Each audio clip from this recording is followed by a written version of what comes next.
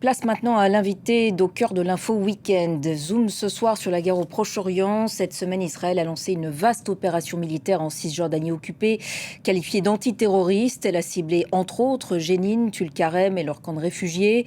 Au moins 20 personnes sont mortes, des dizaines ont été arrêtées. Les raids israéliens se multiplient en Cisjordanie depuis le début de la guerre à Gaza, mais sont rarement d'une telle ampleur. Gaza où le bilan ne cesse de s'alourdir, il atteint presque les 40 700 morts. L'ONU parle de souffrance des habitants qui, je cite, va au-delà de tout ce qu'un être humain devrait endurer. Enfin, le front avec le Hezbollah au Liban, il y a une dizaine de jours, a fait ressurgir plus que jamais les craintes d'une guerre totale dans la région. On reparle de tout cela ce soir avec mon invité Vincent Lemire. Bonsoir. Bonsoir. Historien, maître de conférence à l'université Gustave Eiffel, ancien directeur du Centre de recherche français de Jérusalem, auteur de nombreux ouvrages de référence sur le Proche-Orient, parmi lesquels la BD Histoire de Jérusalem et puis dernier ouvrage en date, Israël-Palestine, Anatomie d'un conflit, écrit avec Thomas Negaroff. Merci beaucoup Vincent Lemire d'être avec nous ce soir sur France 24. Revenons tout d'abord ensemble sur ces 4 jours d'offensive israélienne en Cisjordanie occupée. Je le disais, depuis le 7 octobre, les raids israéliens se multiplient dans le territoire, mais là on assiste à, disons, des offensives d'une ampleur sans précédent. Votre réaction tout d'abord sur ce qui est en train de se passer ces derniers jours ? Oui, on est au-delà de 700 morts en Cisjordanie depuis le 7 octobre, donc en un petit peu moins d'un an. Ce qui veut dire, pour que les gens qui nous regardent se rendent compte, ça veut dire qu'on s'approche du bilan de la première intifada, du nombre de morts palestiniens de la première intifada. Qui était environ de 1000 morts. À peu près 1000 morts, mais en 5 ans. Et la première intifada, tout le monde s'en souvient comme un événement tragique dans ce conflit. De fait, le ministre israélien des Affaires étrangères, Israël Katz, parle bien d'une guerre. Donc on n'est pas dans une opération de maintien de l'ordre. Il parle d'une guerre et puis on voit des avions, des bombardements par avion, par drone, des chars. Donc on est effectivement dans une logique de guerre. Et puis le ministre des Affaires étrangères a eu une déclaration très très inquiétante. Il a dit, en fait, c'est un peu comme à Gaza, il va falloir assumer des évacuations temporaires de population. Ce à quoi l'ONU... Et les habitants sur place, d'ailleurs, pour certains, parlent d'un autre Gaza. Mais oui, parce qu'en fait, on voit bien que c'est peut-être le but non avoué du gouvernement israélien, c'est-à-dire de profiter de cette espèce de fenêtre d'opportunité qui est peut-être en train de se refermer à Gaza, ou espérons qu'il va se refermer, et pour ouvrir un autre front en Cisjordanie. Encore une fois, le mode opératoire, l'aviation, les drones, ça ne s'était jamais vu, et le nombre de morts, ça ne s'était jamais vu, même si Jénine a toujours été évidemment un foyer de tension et d'affrontement très très important. Et de présence de groupes armés. L'objectif affiché en tout cas par Israël, c'est se prémunir contre, je cite, la menace terroriste. On sait quand même que le Hamas et le djihad islamique avaient fait planer le spectre du retour des attentats suicides durant l'été. Les autorités israéliennes craignent par ailleurs que quelque chose peut-être de similaire au 7 octobre puisse se produire depuis la Cisjordanie, vous pensez ? Alors, la Cisjordanie est beaucoup mieux surveillée et quadrillée, encore mieux que Gaza. Par ailleurs, le 7 octobre est arrivé, donc on ne peut pas imaginer que quelque chose d'une telle ampleur se prépare depuis la Cisjordanie. Quand on connaît le terrain, quand on connaît la Cisjordanie, c'est pas les mêmes quantités de population. C'est pas, voilà, à Gaza, il y avait quand même une forme d'autonomie qui a permis à la branche militaire du Hamas d'organiser cette opération. Je crois que ce parallèle, en fait, fait par les Israéliens, c'est un parallèle visant à justifier en fait l'ampleur des tueries qui se passent actuellement en Cisjordanie et qui sont encore une fois d'un niveau de gravité qu'on n'avait jamais vu, y compris pendant la première, la deuxième intifada. Donc c'est comme si la troisième intifada avait déjà démarré, mais qu'elle ne disait pas encore son nom. Parallèlement, toujours en Cisjordanie, on le sait, se poursuivent les attaques contre certains villages palestiniens qui sont progressivement isolés les uns après les autres. La colonisation aussi se poursuit, encouragée, il faut le dire, par le ministre des Finances Bezalel Smotrich, ministre de Benyamin Netanyahou d'extrême droite, qui a même annoncé cette semaine vouloir établir une nouvelle colonie aux portes du village de Batir, qui est classé au patrimoine de l'UNESCO, je crois, depuis 2014. On a un peu le sentiment qu'à travers ces déclarations, il a les mains libres, et lui et ses partisans? Oui, il y a une forme de fuite en avant. Donc on a parlé des bilans humains de la répression en Cisjordanie. Il y a aussi effectivement les spoliations de terres qui n'ont jamais été aussi importantes que depuis le 7 octobre. Bâtir, c'est très très important. C'est une petite vallée bucolique merveilleuse entre Bethléem et Hébron, au sud de Bethléem, près du village de Béjala. Ce sont des terrasses, c'est ça qui a été classé patrimoine mondial de l'UNESCO, sous l'instigation en particulier de l'ambassadeur Elias Sambar, de l'ambassadeur de la Palestine à l'UNESCO dans les années 2010. Et effectivement, ce classement patrimoine mondial, il était pensé comme une protection. Et quand on se promenait dans la vallée de Bâtir, les habitants se disaient « mais on est protégé par l'UNESCO ». C'est-à-dire on est protégé par le droit. Et c'est là que c'est extrêmement symptomatique de ce qui est en train d'arriver, c'est que effectivement les institutions internationales, le multilatéralisme, le droit international n'a jamais été autant invoqué qu'en ce moment. On voit bien la mobilisation du procureur de la CPI, de la CIJ, et en même temps il n'a jamais été autant dévasté sur le terrain. Donc Bâtir, oui, c'est un moment important, c'est un lieu extrêmement symptomatique en fait de ce qui est en train d'arriver partout dans la Cisjordanie. Autre déclaration polémique cette semaine, cette fois autour d'un autre ministre israélien d'extrême droite, cette fois Itamar Ben-Gvir. Dans une interview à un média militaire israélien, il a remis en question le bien fondé du statu quo sur l'esplanade des mosquées de Jérusalem, où il verrait bien se voir construire une synagogue. Cette pression sur la ville, et notamment la vieille ville de Jérusalem, s'accroît de plus en plus. Oui, la question du statu quo sur l'esplanade des mosquées, c'est... d'abord, il faut rappeler que l'opération du Hamas du 7 octobre s'appelait Déluge d'Al-Aqsa, c'est-à-dire qu'il faut rappeler que la justification de cette opération terroriste, c'était la défense d'Al-Aqsa. Donc, c'est un peu l'œil du cyclone, quoi. Et il y a quelques années, quand moi je connais Jérusalem depuis 25 ans, il y a quelques années, c'était quelques dizaines de colons qui montaient sur l'esplanade des mosquées et de façon assez discrète en fait, et qui étaient parfois réprimés par la police. Aujourd'hui, c'est à peu près 50 000 colons juifs israéliens qui montent tous les ans sur l'esplanade et qui prient de façon très ostensible. Je dis ça encore pour que les gens qui nous regardent se rendent compte, parce que voilà, à chaque fois qu'on voit des images, on voit quelques dizaines, quelques centaines de personnes. À l'arrivée, tous les ans, c'est 50 000 personnes. Au moment des fêtes de la Pentecôte, c'était 3 000 personnes dans la même journée. Et ce qu'il faut bien comprendre, c'est que le statu quo sur l'esplanade des mosquées, c'est un statu quo israélien. Il a été mis en place unilatéralement par les Israéliens en juin 1967. Moshe Dayan a ordonné la destruction du quartier maghrébin qui se situait devant le mur occidental pour créer un lieu saint juif, en fait, pour séparer le lieu saint juif et le lieu saint musulman.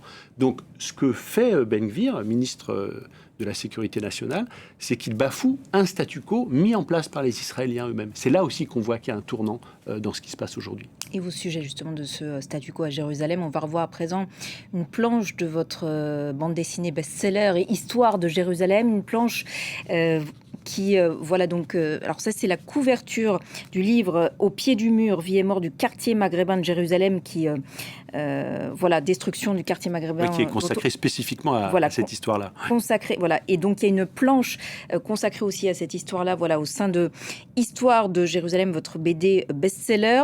Pourquoi avoir voulu revoir cette planche de votre BD et pourquoi évoquer aujourd'hui la destruction de ce quartier maghrébin de Jérusalem? En quoi est-ce que ça résonne avec l'actualité selon vous? J'ai travaillé 5-6 ans sur l'histoire de ce quartier. C'est un petit quartier, mais les gens qui nous regardent savent où il est en fait. Il est vraiment devant le mur occidental, devant le côté la Maravi ou mur des Lamentations. Partout où on voit aujourd'hui une esplanade vide, il y avait un quartier fondé par Saladin, donc il y a pratiquement 8 siècles en fait.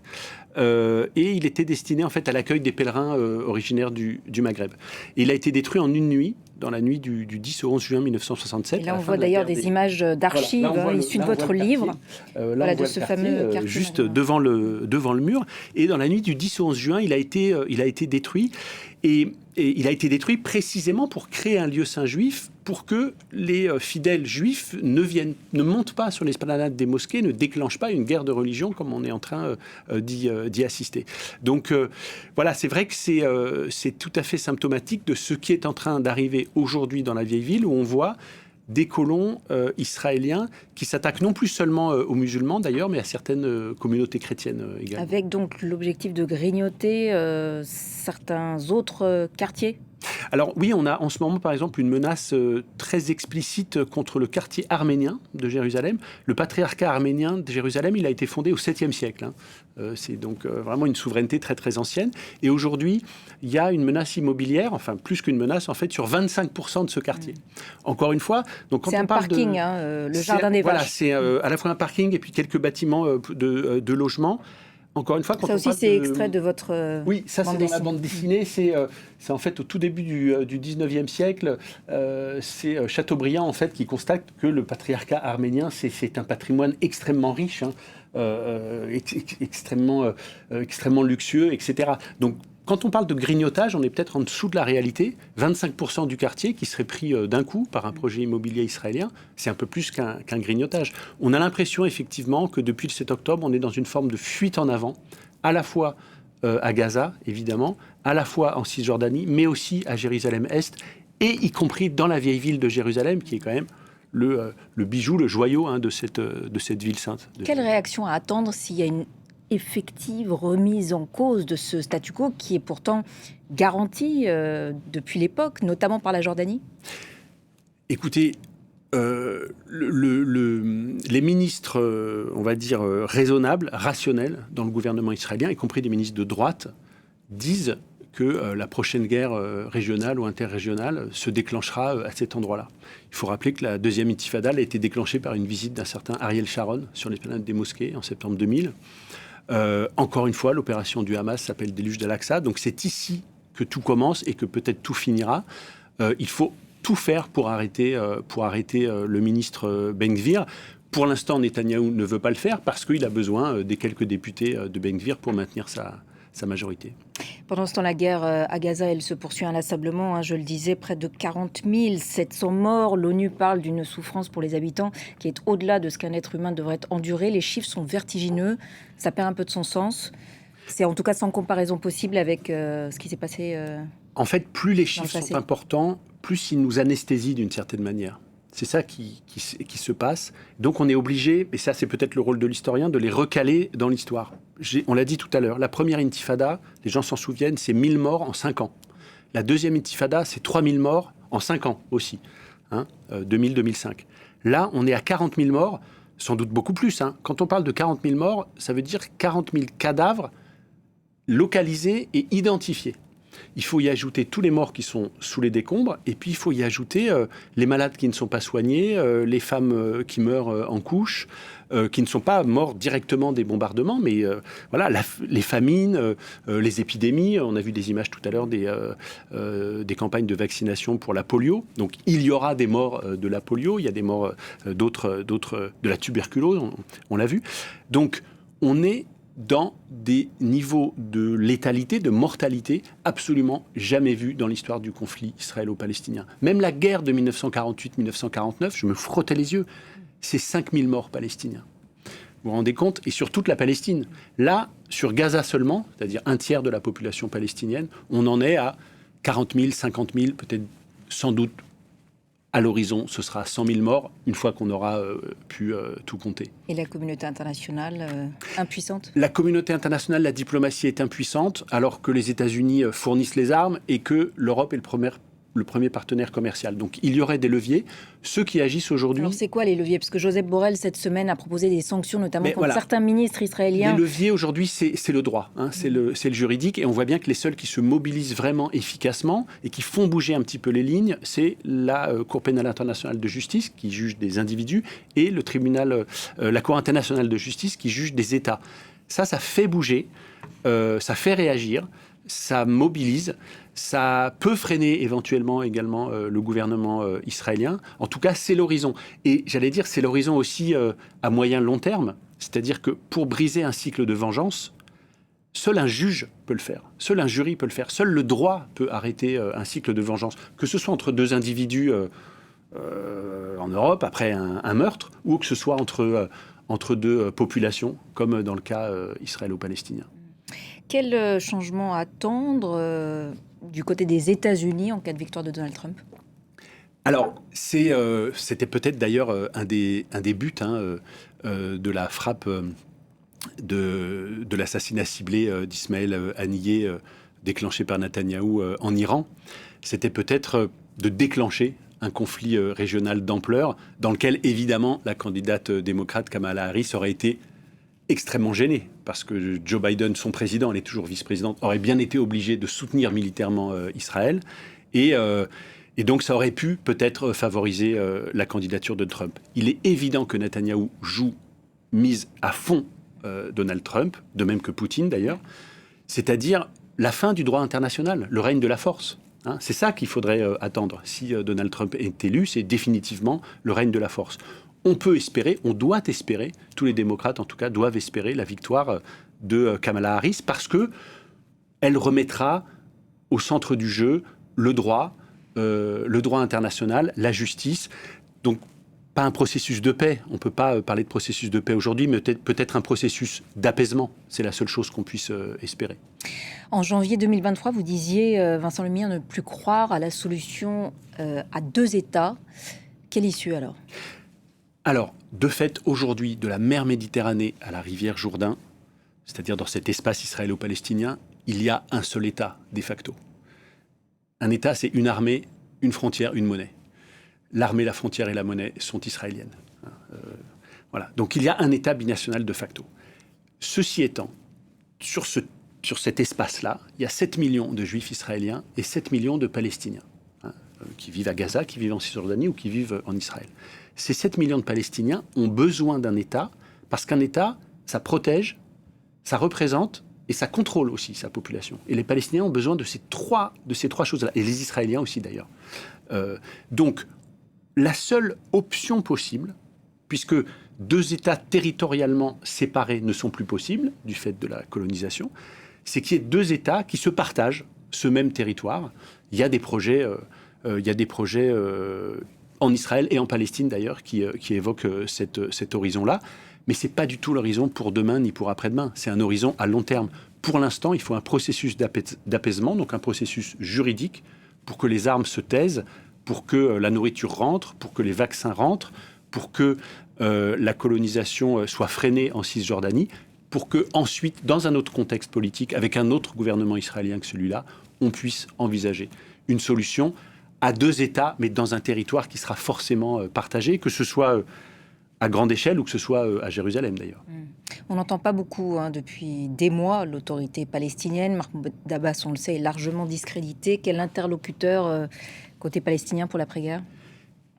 La seule solution, ce sera de réintégrer d'une manière ou d'une autre la branche politique du Hamas. C'est ce que ne veut pas Netanyahou, et l'assassinat d'Ismaël Haniyeh était le signe de ça. Il a voulu absolument supprimer une représentation politique possible du Hamas, de même qu'il a tout fait pour faire taire en fait l'autorité palestinienne. Ce ne sera pas le Hamas, ce sera quelque chose qui portera un autre nom, mais il est évident que les combattants palestiniens aujourd'hui, que ce soit du djihad islamique, que ce soit du Fatah, que ce soit du Hamas actuel, devront être réintégrés dans le jeu politique. On ne négocie qu'avec ses ennemis. On ne négocie pas avec ses amis. Donc ça, ce sera aussi à la communauté internationale à le faire comprendre aux Israéliens. On ne peut pas supprimer des millions de combattants. Ça n'est pas possible parce que les caméras sont là, fort heureusement, parce que France 24 est là, parce que même si les journalistes ne sont pas dans la bande de Gaza, ils y ont des contacts, etc. Donc ce conflit, il se passe sous le regard de la communauté internationale. Et donc forcément, tous les combattants devront être un jour ou l'autre réintégrés dans le processus politique. Merci beaucoup Vincent Lemire d'avoir répondu à nos questions ce soir sur France 24. Cet entretien est à retrouver sur notre site internet et nos réseaux sociaux. Restez avec nous. Au cœur de l'info week-end se poursuit dans quelques instants. À tout de suite.